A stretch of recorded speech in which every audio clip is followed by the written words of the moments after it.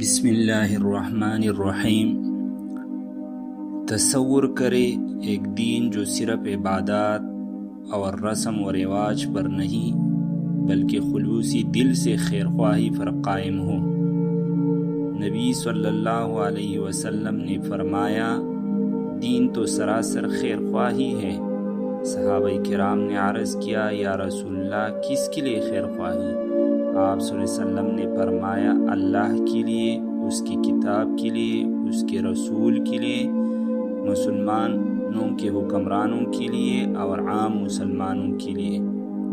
تو آئیے ذرا غور کریں، اللہ کے لیے خیرخواہی کیا ہے؟ یہ ہے اس پر ایمان رکھنا، اس سے سچی محبت کرنا، اس کی وحدانیت کو ماننا اور اس کی اطاعت میں زندگی گزارنا۔ یہ ہے اس کے حکم پر سر جھکا دینا اور دل سے اس کی رضا چاہنا۔ کتاب اللہ کے لیے خیرخواہی یہ ہے کہ قرآن کو صرف پڑھا نہ جائے بلکہ سمجھا جائے، دل میں اتارا جائے اور عمل میں لایا جائے، اس کی الفاظ سے نور لیا جائے اور اس کی روشنی دوسروں تک پہنچائی جائے۔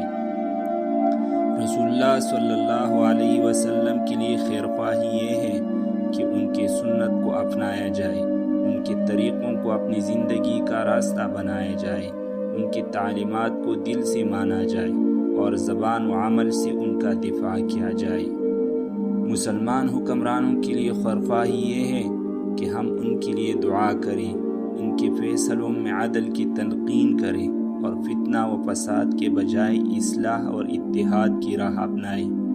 اور عام مسلمانوں کے لیے خیرخواہی یہ ہے کہ ہم ایک دوسرے کے لیے بھلائی چاہیں، کسی کو دھوکہ نہ دیں، کسی پر ظلم نہ کریں، کسی کی غیبت نہ کریں اور ہمیشہ اپنے مسلمان بھائی کی عزت، جان اور مال کی حفاظت کریں۔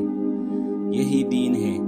دین صرف نماز، روزہ یا عبادت نہیں بلکہ یہ خیرخواہی، اخلاص، ہمدردی اور محبت سے لبریز ایک کامل نظام حیات ہے۔ تو آئیے ہم سب مل کر ایک ایسی دین کو اپنائیں جو صرف اللہ کی عبادت ہی نہیں سکھاتا بلکہ دلوں کو جوڑنے، ایک دوسرے سے خیرخواہی کرنے اور انسانیت سے محبت کرنے کا پیغام بھی دیتا ہے۔ دین سراسر خیرخواہی ہے۔ دوستو، اگر آپ کو یہ حدیث سمجھ آئی ہو تو سب سے پہلے اس پر خود عمل کرنے کی کوشش کریں اور پھر اس کو دوسرے لوگوں تک پہنچانے کا ذریعہ بھی بن جائے۔ والسلام۔